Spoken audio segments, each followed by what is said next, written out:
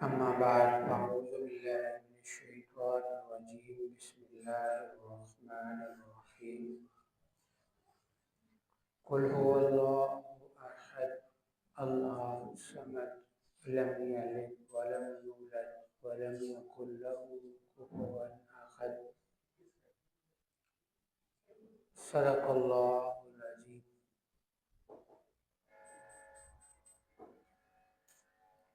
توحید تو یہ ہے کہ خدا بشر پہ یہ کہہ دے کہ بندہ دو عالم سے خفا میرے لیے ہے۔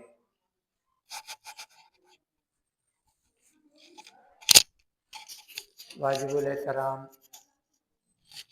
عزیز ساتھیوں، دوستوں، بھائیوں، اللہ کا فضل ہے، احسان ہے کہ اللہ نے ہمیں مجلس سے ذکر کے لیے اکٹھا فرمایا ہے۔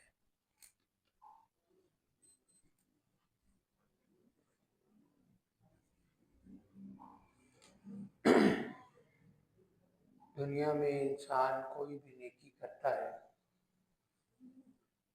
تو محض اللہ کے فضل سے کرتا ہے، اور گناہوں سے بچتا ہے تو محض اللہ کی توفیق سے بچتا ہے۔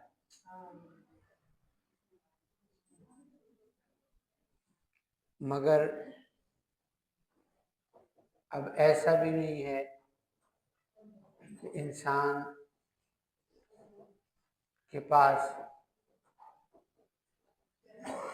جو ہے نا اپنی کوئی مرضی نہیں۔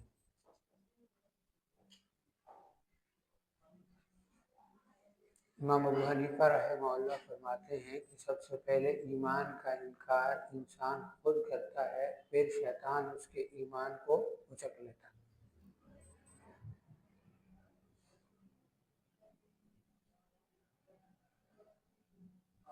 اب بندہ یہ بیٹھا رہے کہ مجھے تو توفیق ہی نہیں مل رہی، میں نماز کیسے پڑھوں، مجھے تو توفیق ہی نہیں مل رہی تو میں گناہ سے کیسے بچوں۔ لیکن یہ صرف عاجزی سکھائی جاتی ہے کہ وہ نیکی کی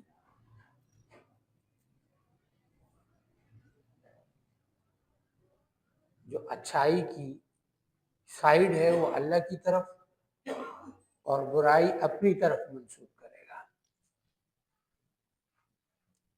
جیسے ابراہیم علیہ السلام نے فرمایا تھا کہ میں بیمار ہوتا ہوں۔ کون بیمار ہوتا ہے؟ میں بیمار ہوتا ہوں۔ یہ تو نہیں فرمایا کہ اللہ مجھے بیمار کر دے، میں بیمار ہوتا ہوں، اللہ مجھے شفا دیتا ہے۔ اور ہمارا مسئلہ کیا ہے کہ جو کام خراب ہوتا ہے بس جی نصیب چیئے جو ہے بس روٹی کرا، چولے خود ماریں گے اور بدنام قسمت کو، نصیب کو، برا ہم نصیب کو کہنا شروع کیا، میرے نصیب میں ہی کچھ ایسا تھا۔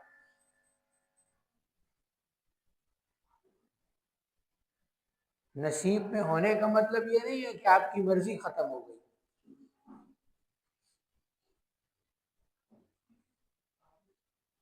جو اپنی مرضی سے وہ کہتے ہیں نا جو بیج بوئیں گے وہی فصل ہوگی۔ کبھی آم کے پیڑ پہ کانٹے نکلتے دیکھیں؟ اللہ نے اصول بتا دیا ہے کہ آم بوؤ گے، آم کے بیج بوؤ گے تو نکلے گا کیا؟ آم ہی۔ جب فیصلے خود غلط کرو گے اور پھر کہو کہ میرے نصیب میں کچھ نہیں۔ ایک بندہ گھر سے نکلتا ہی نہیں ہے کام کے لیے اور پھر کہتا ہے کہ مجھے کام نہیں ملتا، تو تجھے گھر میں آ کے کام کون دے گا؟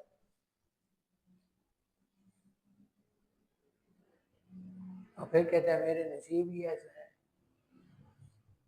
او بھائی نصیب تو اللہ کو پتا تھا نا، اللہ نے لکھ دیا۔ اچھا ہوا یا برا ہوا یہ تم نے خود کیا۔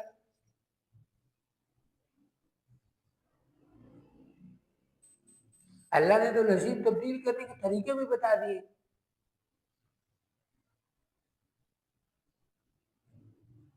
علامہ اقبال رحمۃ اللہ علیہ کا شعر نہیں، کوئی قابل ہو تو ہم شان کیے دیتے ہیں، ڈھونڈنے والوں کو دنیا بھی نہیں دیتے ہیں۔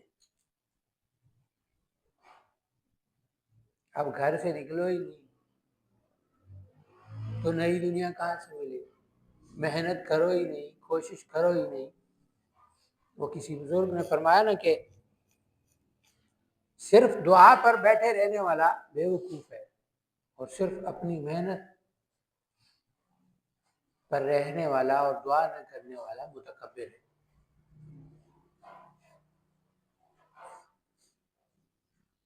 اسباب پر چلنا، جن کے ہاتھوں میں اور جن کے اشاروں پر کائنات کے نظام اللہ نے تبدیل کرا دیے، انہوں نے بھی اسباب پر چل کر، انبیاء نے، آپ علیہ الصلوۃ والسلام نے ہمیں اسباب پر چل کر دکھایا۔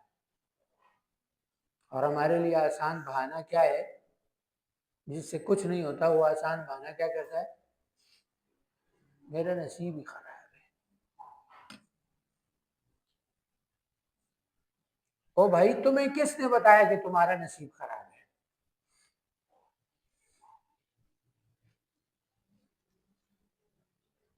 اللہ نے کوئی اعلان کیا ہے، کسی کتاب میں اللہ نے لکھ کے دیا کہ بھئی فلاں بندے کا نصیب میں نے خراب لکھ دیا؟ تمہارے اپنے فیصلوں سے؟ یہ تو اللہ کو پتا تھا نا کہ ہم نے کیا کرنا ہے، تو اللہ نے لکھ دیا کہ یہ کرے گا اور اس کا رزلٹ یہ ہوگا۔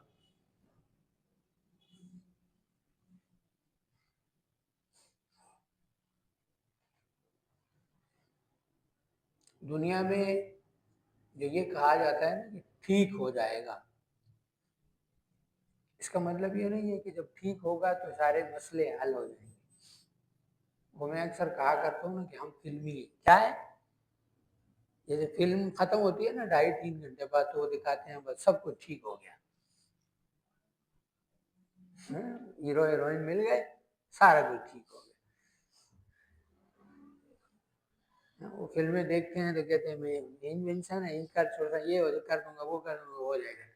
اور جب آنکھ کھلتی ہے تو پتا چلتا ہے کہ بستر پہ موجود ہوا کچھ بھی نہیں۔ حضرت جی فرماتے ہیں کہ مسئلے ختم نہیں ہوتے، مسئلے کنٹرول ہوتے ہیں۔ ایک مسئلہ کنٹرول ہوگا تو دوسرا آ جائے گا۔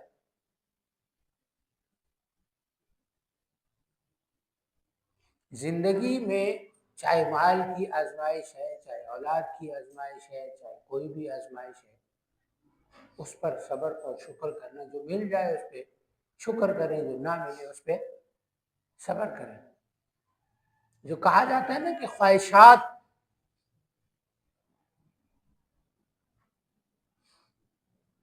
پہ کنٹرول،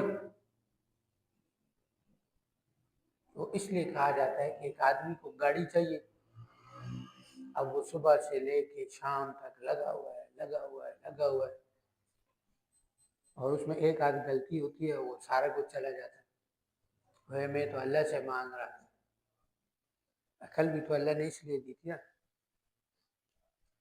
وہ ایک بزرگ قصہ سنا رہے تھے، قصوں سے بات ذرا آسانی سے سمجھ آتی۔ وہ ایک تھا نا، اس کے پاس پیسے اکٹھے ہو گئے، اس نے کہا میں کاروبار کرتا ہوں اور پیسے، تو اس نے استخارہ کیا اور اللہ سے مانگنا شروع کیا کہ کوئی بندہ آ جائے اور میں کاروبار کر لوں۔ وہ کوئی بندہ آ گیا، اس نے اس کو پیسے دے دیے، اس نے فراڈ کیا اور وہ لے گیا۔ میں نے تو اللہ تیرے سے مانگا تھا، تو نے ایسا بندہ بھیجا۔ اب ہر بندے کو اللہ تھوڑی نہ بھیج رہا ہے، عقل بھی تو تمہیں اللہ نے دی ہے۔ اب کہے کہ میرا نصیب خراب ہے، تو جو بندہ بھیجا اس کو چیک تو کر لو، جو شریعت نے اصول بتائے ہیں، کوئی لکھت پڑھت کرو، کوئی استخارہ کرو، کوئی مشورہ کسی سے کرو کہ یہ جو بندہ آیا ہے یہ کیسا ہے، کہاں سے آیا ہے، کون ہے، اس کے ساتھ کاروبار کرنا کیسے ہے، لین دین کا ٹھیک ہے یا نہیں ہے۔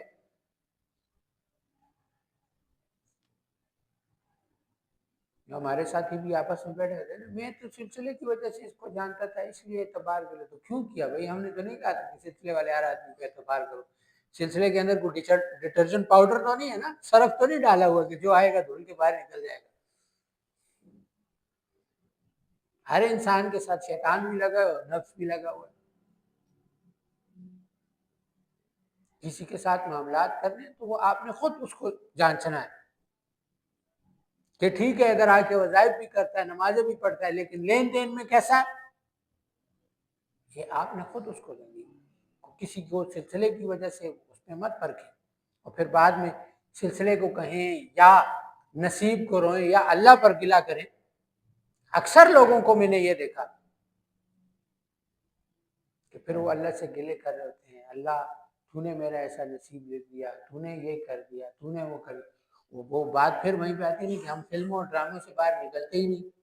تو جس طرح وہ ڈراموں میں فلموں میں اپنے زیادہ تر تو ہندو فلمیں دیکھنے والے ہم لوگ بیٹھے ہوئے, تو جس طرح وہ اپنے بھگوان سے کر ہوتے ہیں یہ تو نے میرے ساتھ کیا کیا, ظلم کر دیا, اب میں تجھ سے لے کے رہوں گا. تو ہم بھی اللہ سے اس طرح مخاطب ہوتے ہیں. اللہ کے سامنے تو انسان عاجزی لے کے جاتا ہے, یا اللہ میں نے آج تک زندگی نافرمانی میں گزاری ہے, مجھے جو اچھا ملا تو نے اپنے فضل سے دیا ہے, اب بھی میں گر گیا ہوں, اب بھی کمزور ہو گیا ہوں, اب بھی میرے پاس کچھ نہیں ہے. یا اللہ جیسے تو نے ہمیشہ فضل کیا آج بھی فضل کر دے,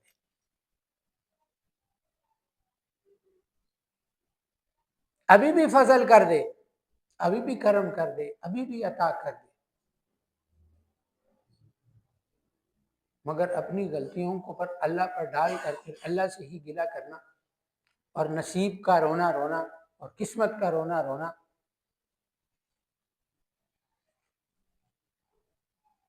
کہتے ہیں نا اٹھ باندھ کمر کیوں ڈرتا ہے, پھر دیکھ خدا کیا.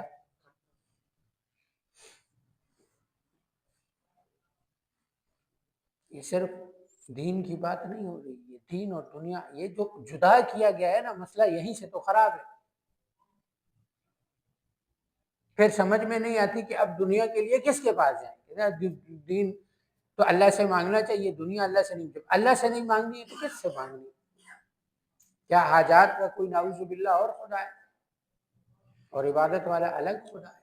وہی اللہ عبادت والا ہے, وہی اللہ دنیا دینے والا ہے.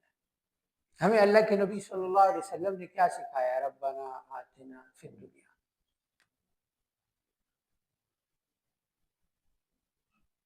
حسنہ, اے اللہ میری دنیا اچھی.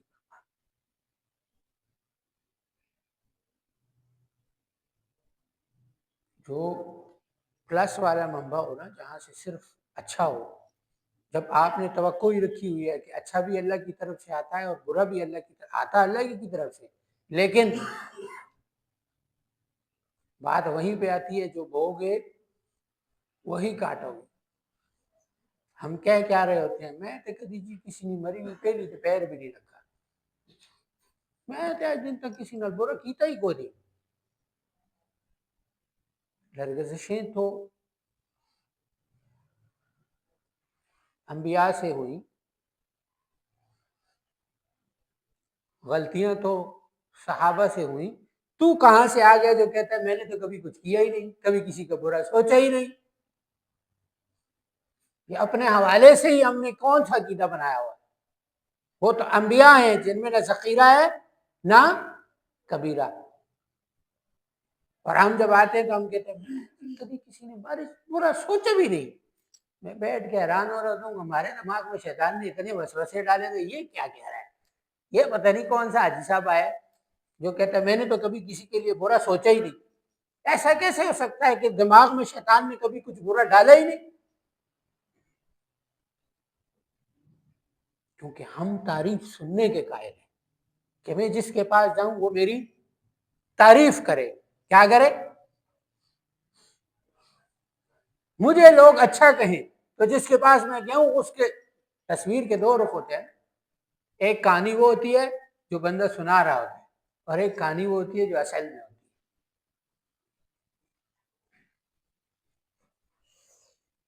تصویر کے دو رخ ہوتے ہیں, اسی لیے تو کسی نے کہا نا کہ کہیں اگر آپ کو منصف بنا گیا تو دونوں طرف کی بات سن کے پھر فیصلہ کرو. ایک طرف کی بات پہ تو پھر حضور علیہ الصلوۃ والسلام نے کیا فرمایا؟ سنی سنائی بات کو آگے پہنچانے والا کیا ہے؟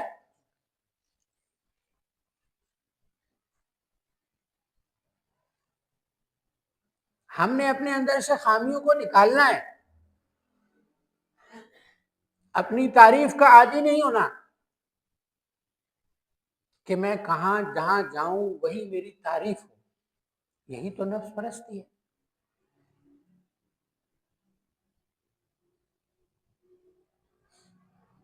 جب نفس کو کھنگالنا ہو نا تو جب کوئی آپ کی تعریف کر رہا ہو تو پھر اس وقت سوچا کرو خوشی ہو رہی ہے یا غم، اندر کیا چل رہا ہے. اندر کے سوال و جواب جب شروع ہو جائے نا، جب اپنا محاسبہ شروع ہو جائے. ایک تو ہے کہ ہم لوگوں کا محاسبہ کریں، رنگ رنگ کی دنیا ہے نا. جو ذرا سا دین پہ چلنا شروع کر دیتا ہے وہ پھر آتا ہے وہ جی فلانا ہے جو کرنا ہے، فلانا ہے جو کرنا ہے، فلانا ہے جو کرنا ہے. اگر اللہ نے تجھے توفیق دے ہی دی ہے تو اپنے اعمال کو اپنے تک رکھو. پھر بعد میں جب آگے کہتے ہو نا جی میرے سے اذکار نہیں ہوتے، یہی وجہ ہے کہ انسانوں کو انسان سمجھنا چھوڑ دیا ہے، مسلمانوں کو مسلمان سمجھنا چھوڑ دیا. اپنے آپ کو سمجھنے شروع ہو گئے کہ میں ہی سب سے زیادہ اچھا ہوں. میں نے تو کبھی کسی کے بارے میں برا نہیں سوچا.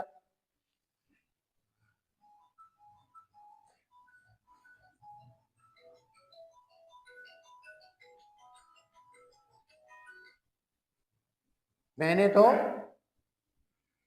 کسی کے بارے میں برا نہیں سوچا، جبکہ اندر ہی اندر وہ چیز میں آپ لوگوں کے اندر نہیں جانتا لیکن میرے اندر چلتی ہے نا، تو میں وہ چیزیں بیان. میں آپ سے پہلے بھی عرض کی کہ ہمارے شیخ نے تربیت کی ہے، ہم اپنے نفس کو مخاطب ہوتے ہیں. اس کا یہ مطلب نہیں ہے کہ آپ کو کہا جا رہا ہے ہاں اگر کسی کے اوپر کوئی چیز آ رہی ہے وہ اپنی اصلاح خود کرے. مجھے تو کیا پتا ہے کسی کے دل میں کیا چل رہا ہے، مجھے تو یہ پتا ہے کہ میرے اندر کیا چل رہا ہے. تو میں جن چیزوں سے گزر کے آیا ہوں مجھے لگتا ہے کہ یہ چیزیں میرے اندر ہوتی ہیں تو میں بتاتا ہوں. لیکن اگر کوئی چیز کسی کے ساتھ وہ آ رہی ہے تو اس کے لیے بھی ایک اطلاع ہے.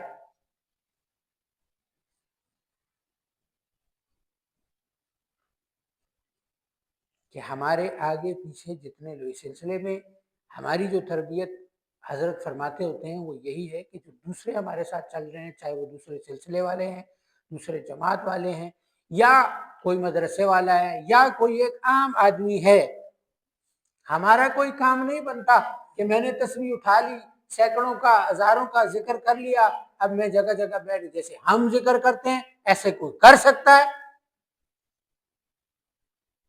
ایک ہوتا ہے نعمت کو بیان کرنا اور ایک ہوتا ہے مغرور. تو جب میں وہی کہہ رہا ہوں کہ اندر کنگالوں کہ جب میں یہ بیان کر رہا ہوں تو میں نعمت بیان کر رہا ہوں یا میں مغرور ہو گیا ہوں کہ جتنا میں نے ذکر کیا اتنا کسی کا باپ بھی نہیں کر سکتا. تو کہیں نعمت بیان کرتے کرتے مغرور تو نہیں ہو گئے؟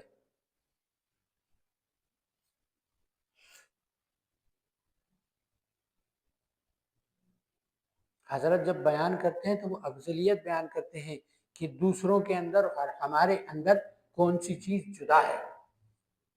لیکن اب یہ نہیں کہ ہم ہر جگہ بیٹھ کے چاہے ہم اپنے گھر میں بیٹھے تھے تو بی بی کو کہہ رہے تھے میں جتنے ذکر کیے تم کر سکتی. یہ تکبر ہے.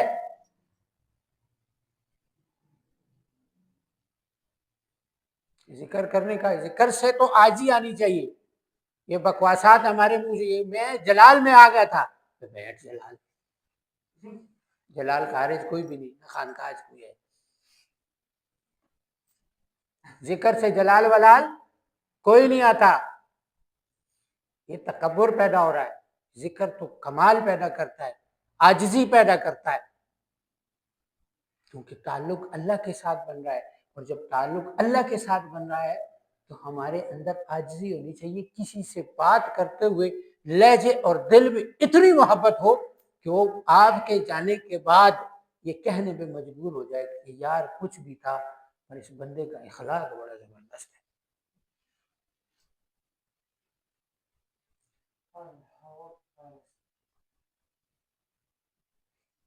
اس ذکر نے اس کے اندر تبدیلی پیدا کی ہے، اس ذکر نے اس کو موم کیا ہے، اس ذکر نے اس کو اخلاق والا بنایا ہے، اس ذکر نے اس کو اعمال والا بنایا ہے، اس ذکر نے اس کو حقیقی مسلمان بنایا ہے۔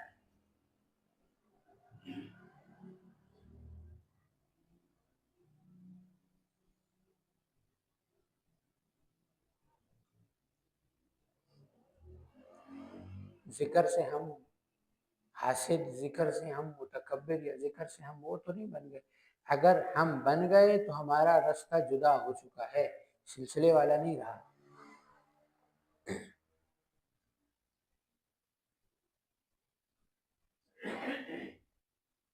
اگر کوئی آپ کو سلسلے کے لیے کوئی چیز کہتا ہے نا کہ یہ سلسلہ ایسا، آپ کی حضرت ایسے، آپ کا استاد ایسا، آسان جواب سے جان چھوڑا لو، بھائی مجھے اس نے اللہ اللہ سکھایا ہے، میں اللہ اللہ کرتا ہوں، باقی مجھے نہیں پتا وہ کیسے ہیں کیسے نہیں، وہ جانے، ان کے اعمال جانے، اللہ جانے۔ اگر مجھے کوئی گناہ نظر آتا ہے تو میں ان کے لیے دعا کرتا ہوں، اللہ ان کو معاف فرمائے، بات ختم، بحث ختم۔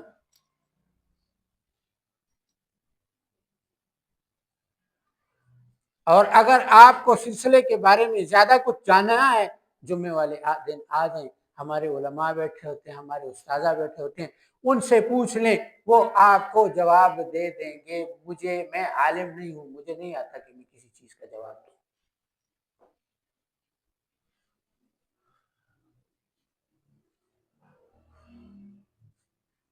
اور پھر زیادہ شوق ہے جواب دینے کا تو پھر آ کے جو آپ لوگوں کو بارہا کہا چکا ہے کہ پھر علم حاصل کرو،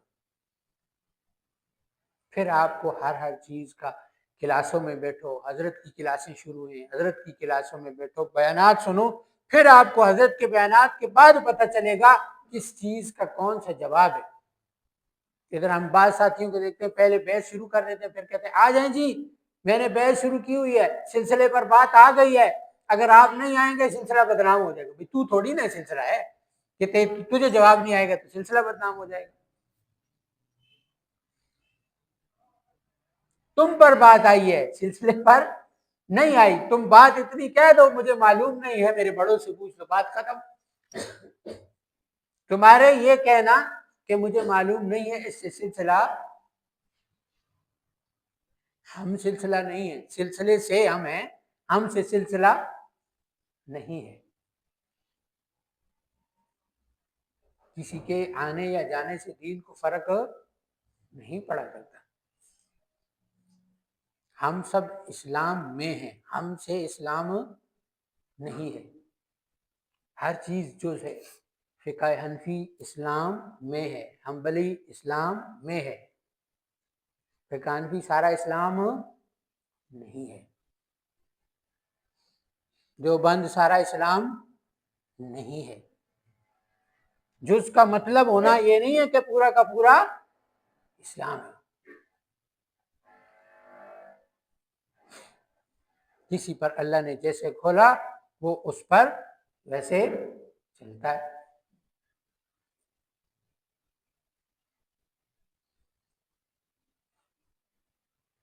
اس لیے عرض یہ ہے کہ اگر اللہ نے ہمیں ایک سلسلہ دیا ہے تو باقی جماعتوں میں ہے نا، کوئی ٹوپی سے پہچانا جاتا ہے، کوئی پگڑی سے پہچانا جاتا ہے، ہاں کوئی کس چیز سے پہچانا جاتا ہے، تو مزہ تب آتا ہے شاذلی اپنے اخلاق سے پہچانا جائے، اپنی تصویر سے پہچانا جائے کہ یار ہیں تو صحیح اور اخلاق ان کے ختم ہے۔ ہمیں اگلا ایک جواب دیتے ہم 10 دینے کے لیے تیار بیٹھے ہوتے ہیں، اس کو تو ہرا کے بھیجیں گے، گھر ایسے تھوڑی بھیجیں گے ہم تو شاذلی۔ 2 جواب اگر آتے ہیں ٹھیک، ورنہ کبھی کبھی کیا کہ بڑے فرماتے ہیں جس کو لا ادری کہنا نہیں آتا کہ مجھے نہیں معلوم، اس کا علم ادھورا ہے۔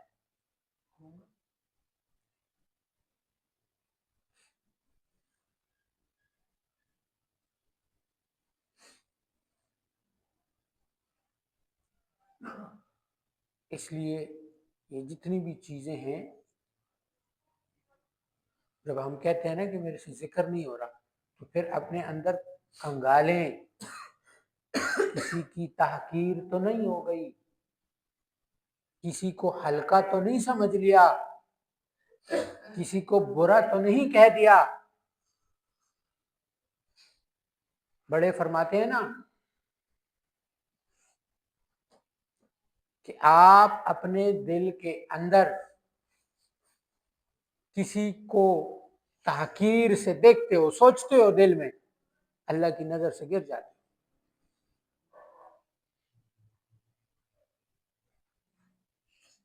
اللہ کی نظر سے گر جاتے ہو۔ ہونا تو یہ چاہیے کہ میں دل کے اندر وہ انسان یہ سوچے کہ میں سب سے کمزور ہوں، یہ سارے کے سارے مسلمان میرے سے اچھے ہیں۔ ایمان کس کا نام ہے؟ امید اور ڈر کے درمیان کی چیز کا کیا نام ہے؟ ایمان۔ حضرت عمر رضی اللہ تعالی عنہ فرماتے ہیں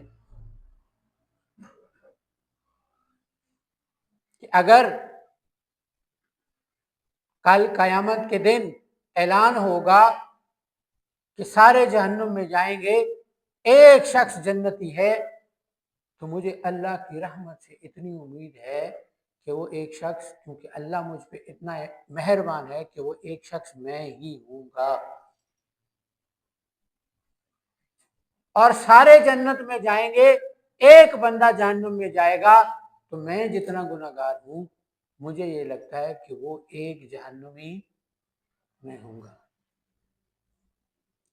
یہ سکھایا جا رہا ہے کہ اس طرح کا ڈر اور اس طرح کی امید اللہ سے ہونی چاہیے۔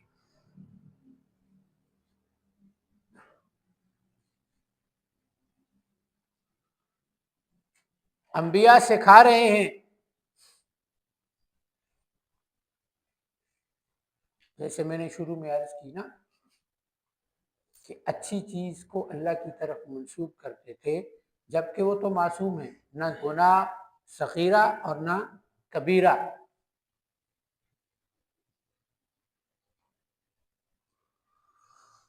نہ صغیرہ اور نہ کبیرہ، سے مستثنا ہیں، ان سے نہیں ہوں گے، لیکن پھر بھی استغفار کر کے امت کو سکھایا جا رہا ہے کہ کسی بھی حال میں خود کو کمال والا نہیں سمجھنا۔ جو کمال والے ہیں وہ خود کو کمال والا نہیں کہہ رہے، میں اور آپ کمال والے کیسے؟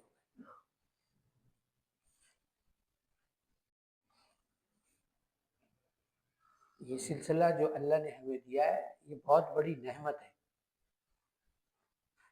اور بعض اوقات نا وہ ہم مبتلا ہی بن جاتے ہیں، کسی چیز کی سمجھ ہوتی نہیں اور پھر اس پر فیصلے شروع ہو جاتے ہیں۔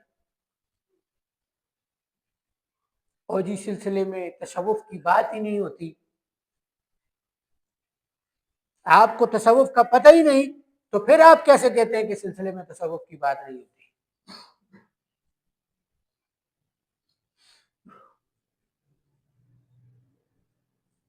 پہلے تصوف سیکھ تو لو نا۔ اپنے نام نہاد تقوی کا نام تصوف نہیں ہے۔ جب یہاں سیکھنے آتے ہیں تو پھر سیکھنے آیا کریں۔ دوسرے الفاظ میں بات یہ کہ باپ مت منع کرو۔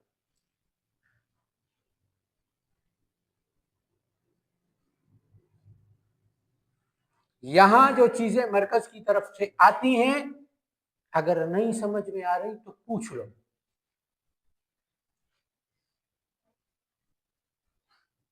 ورنہ جو سلسلے کی تراتیب ہے یہ دوسرے سلاسل سے مختلف ہے کہ جی یہاں صرف عملیات کی بات ہوتی ہے، تصوف کی بات نہیں ہوتی۔ سلسلے میں عملیات کی بات بھی ہوتی ہے کیونکہ سلسلے میں عملیات بھی ہے، اور تصوف کی بات بھی ہوتی ہے کیونکہ تصوف بھی ہے، اور ہمیں پتہ ہے کس کے ساتھ عملیات کی بات کرنی ہے اور کس کے ساتھ تصوف کی بات کرنی ہے۔ آپ نے عملیات سیکھنا ہے تو عملیات کی بات کرو، تصوف سیکھنا ہے تو تصوف کی بات کرو، دوسروں کا معاملہ آپ کے ساتھ نہیں ہے۔ اور یہ بات میں آپ سب کو بتا دوں، پہلے بھی کئی دفعہ کی ہے کہ جو جس کا شاگرد ہے اس کے ساتھ رہے گا، میرے شاگردوں کے ساتھ جس نے چھیڑا اور میرا کوئی شاگرد کسی دوسرے کے پاس گیا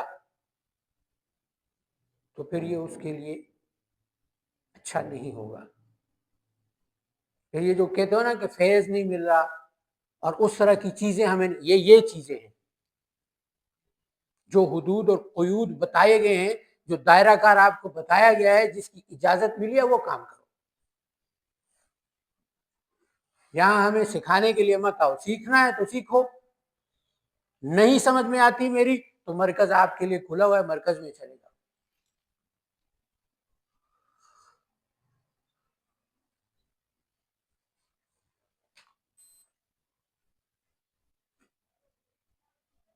یہاں دونوں چیزیں سکھائی جاتی ہیں، لیکن وہ نام نہاد تقوی نہیں سکھایا جاتا کہ ایسے بیٹھنا ہے اور ایسے نہیں بیٹھنا اور ایسے بات کرنی ہے اور ایسے نہیں بات کرنی.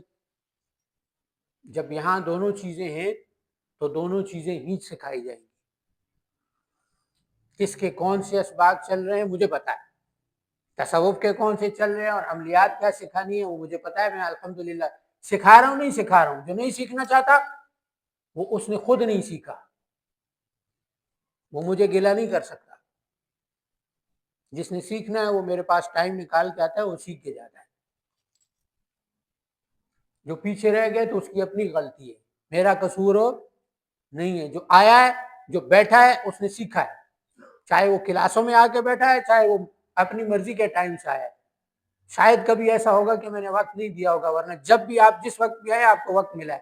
ملا نہیں ملا ہے؟ پھر اس وقت میں بھی کوئی گلہ کرے تو وہ اپنی اس پر وہ رہا ہے.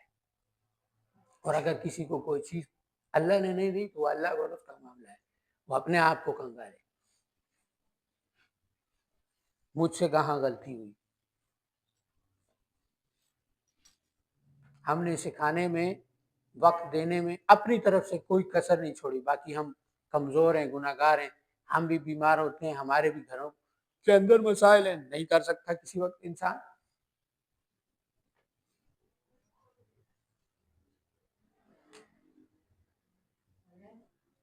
لیکن جب آپ، یہ اصول ہی نہیں ہے، جب آپ کسی جگہ پر سیکھنے کے لیے آئے ہیں اور پھر آپ بیٹھ کے پیچھے تبصرے کریں گے کہ یہ نہیں. آپ کو کیا لگتا ہے ہم خالی بیٹھے ہیں، ہمیں نہیں پتہ چلتا؟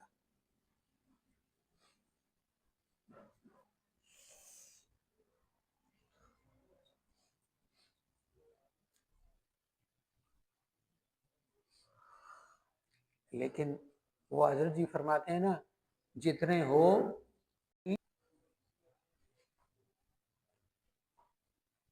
اور کئی دفعہ یہ عرض کی جا چکی ہے کہ یار وقت کے ساتھ یہاں پر جو عام عوام ہے اس کو چھوڑ دو، لیکن جو شاگرد ہیں وہ بھی مغرب یہاں پڑھو.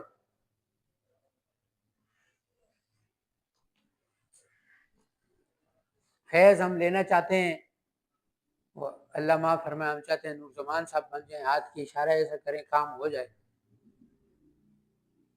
اور سلسلے کے لیے وقت میرے پاس نہیں ہے. سلسلے کو کیا وقت دینا، میں نے اپنی ذات کو دینا.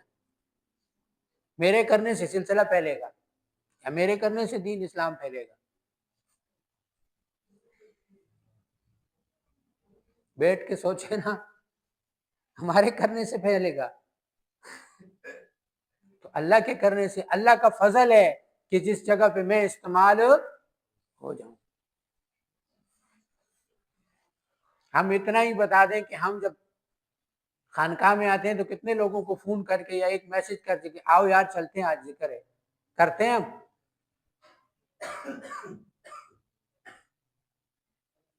یہ شاگردوں سے مخاطب ہوں. ہم اپنی خانقاہ کو آباد کرنے، میں نے اس دن بھی عرض کی نا، ہم اپنے خانقاہ یا اپنے سلسلے کو اپنا سمجھیں گے تو اللہ کھولے گا.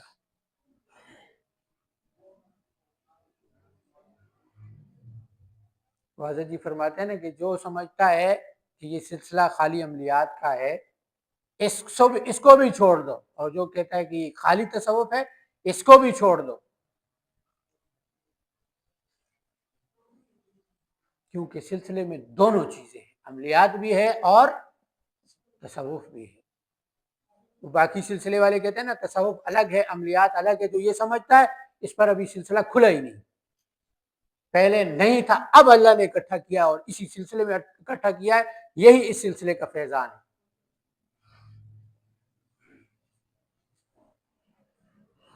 اور رہی بات دلائل کی، تو بیانات اگر آپ سنیں گے حضرت کے تو پھر اللہ آپ پر یہ سارے دلائل کھول دے گا کہ سلسلہ عملیات کیسے ہے، اور اب ایسا نہیں کہ سلسلہ سارے کا سارا عملیات ہے۔ تو ہم روزانہ جمعے میں یہاں آتے ہیں تو عملیات کی کتنی باتیں ہوتی ہیں، کتنے عمل میں آپ کو بیانات میں سکھاتا ہوں، کتنی جادو جنات کی باتیں ہوتی ہیں۔ زیادہ تر تو ہم دین شریعت یا اللہ اور اس کے رسول کی بات کرتے ہیں، یقین کی بات کرتے ہیں، نہیں ہوتی۔ تو پھر یہ کہنا کہ یہاں پہ ساری عملیات کی بات ہوتی ہے، تو ہر ایک کے اپنے مسئلے ہیں، جب بیان کے بعد سارے اپنے اپنے مسئلے بیان کرتے ہیں۔ انسان ہے نا، بھائی بھی ہوتا ہے تو اسے کوئی بڑا بھائی سمجھ کے بیان کرتا ہے، کوئی چھوٹا بھائی سمجھ کے بیان کرتا ہے کہ شاید کوئی حل نکل آئے۔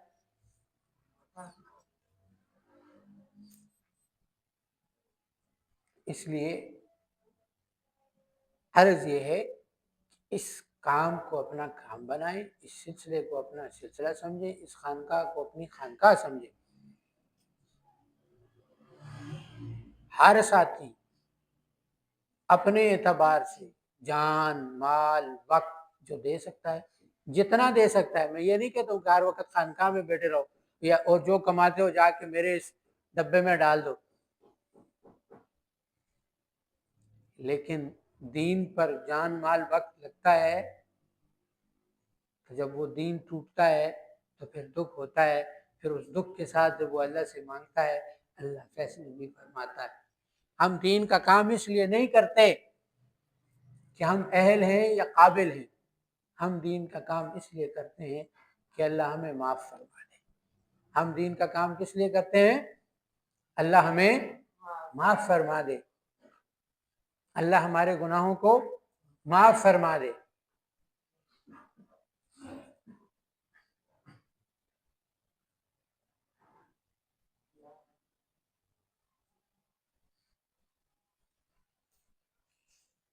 جب اس سوچ کے ساتھ کام ہوگا تو یہاں 40-50 لوگ نہیں ہوں گے، یہاں انشاءاللہ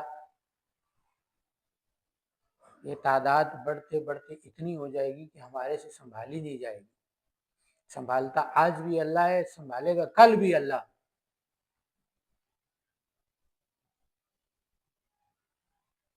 اخلاص نیت کے ساتھ اپنے آپ کو عاجز بن کے دین کا کام کریں، اپنے ساتھیوں سے اپنے بھائیوں سے محبت رکھیں۔ دین ہمیں یہ سکھاتا ہے۔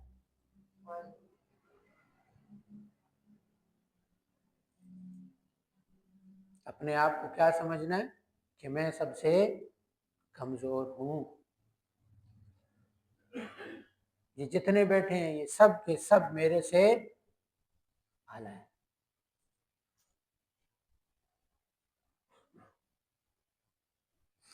اللہ ہم سب کو عمل کی توفیق عطا فرمائے۔ وآخر دعوانا الصلاۃ والسلام علی سید الانبیاء والمرسلین۔ یا اللہ تو رحمان ہے، رحیم ہے، کریم ہے، یا اللہ تو ہماری سب دعاؤں کو قبول فرما، اللہ ہمارے گناہوں کو معاف فرما، اللہ ہمارا یہاں آنا قبول فرما، یا اللہ تمام سلاسل کی نسبتیں عطا فرما، خصوصاً سلسلہ نقشبندیہ شاذلیہ کی نسبت عطا فرما۔ وصلی اللہ تعالی علی خیر خلقہ محمد وآلہ واصحابہ وذریاتہ وآلہ بیتہ اجمعین برحمتک یا ارحم الراحمین۔ تمام